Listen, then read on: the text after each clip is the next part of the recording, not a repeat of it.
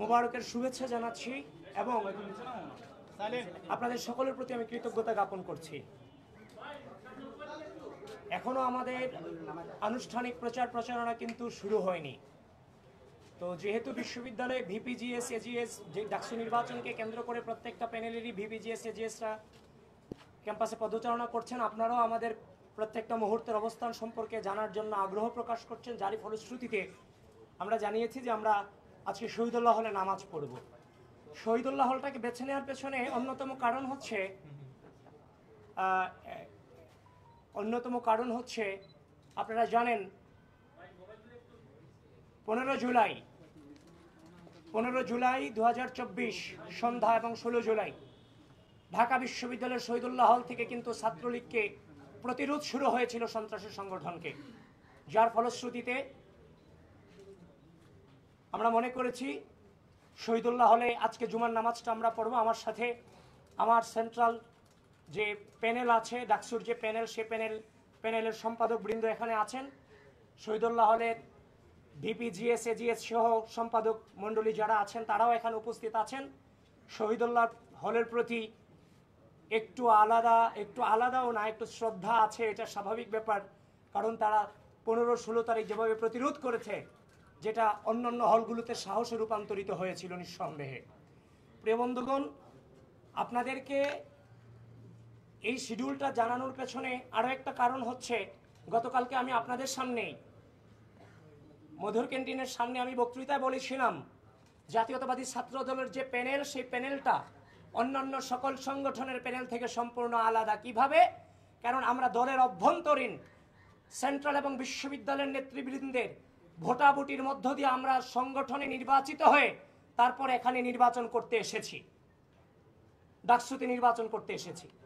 অন্যান্য সংগঠনের president secretary প্রার্থী হয়েছেন, আমার সংগঠনের প্রেসিডেন্ট সেক্রেটারি বৃন্দ ইচ্ছা করলে কিন্তু প্রার্থী হতে পারতেন, কারণ আমাদের সংগঠনের প্রেসিডেন্ট সেক্রেটারি সকলে বিশ্ববিদ্যালয়ের রানিং স্টুডেন্ট। কিন্তু বিশ্ববিদ্যালয়ের শিক্ষার্থী এবং বিশ্ববিদ্যালয়ের পরিবেশের আকাঙ্ক্ষা এবং চাহিদা অনুযায়ী যাদেরকে দেওয়াটা বিশ্ববিদ্যালয়ের শিক্ষার্থীদের চাহিদা ছিল, তারা তাদেরকে সামনে এগিয়ে দিয়েছেন এবং সেটা ভোটাভুটির মাধ্যমে, নির্বাচনের মাধ্যমে। আমি সেটা বলেছি। কিন্তু পরক্ষণেই দেখলাম ঢাকা বিশ্ববিদ্যালয়ের যে গ্রুপগুলো আছে, ঢাকা বিশ্ববিদ্যালয়ের শিক্ষার্থী সংসদ সহ অন্যান্য যে গ্রুপগুলো আছে, সেই গ্রুপগুলোতে প্রপাগান্ডা ছড়ানো হলো যে আমি বলেছি আমার ছাত্র দলের সভাপতি সাধারণ সম্পাদক ইচ্ছা করলেই ভিপিজিএস হতে পারতেন, মানে ভোট লাগবে না।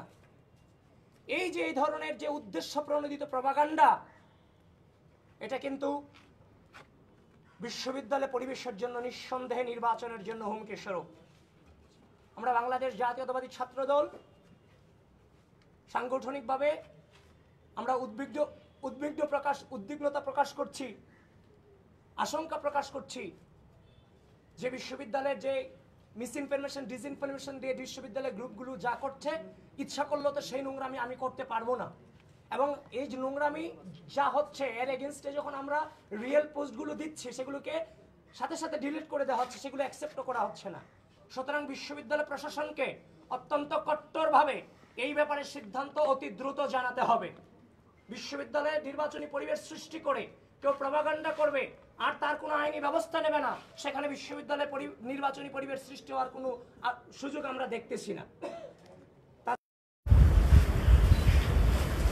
আরেকটা জিনিস আমরা লক্ষ্য করছি, যেখানে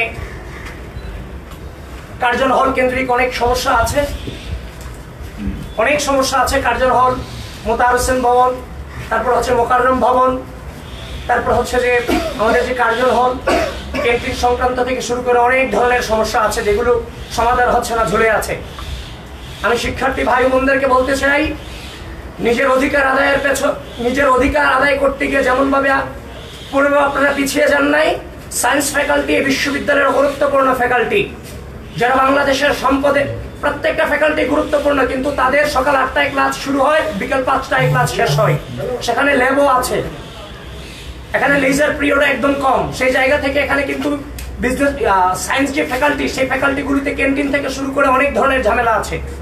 সেই ঝামেলাগুলো বাংলাদেশ জাতীয়তাবাদী ছাত্র দল তারা তাদের জায়গা থেকে, প্যানেল থেকে প্রতিজ্ঞা করছে যত ধরনের সমস্যা আছে সেই সমস্যাগুলো আমরা ইনশাল্লাহ সমাধান করব। এখনো আনুষ্ঠানিক নির্বাচনী প্রচারণা শুরু হয়নি, যে সমস্যাগুলো কথা আমরা বলে গেলাম, যে বিশ্ববিদ্যালয়ের নিরাপত্তা সংক্রান্ত যে সমস্যাগুলো, মিস ইনফরমেশন, ডিসইনফরমেশন যেগুলো ছড়াচ্ছে বিভিন্ন হচ্ছে যে প্রপাগান্ডা বাহিনী, এগুলোকে বিশ্ববিদ্যালয় প্রশাসন খুব দ্রুততম সময়ে এগুলোকে বন্ধ করতে হবে। আপনাদের সকলকে ধন্যবাদ। ঠিক আছে ভাই, থ্যাংক ইউ।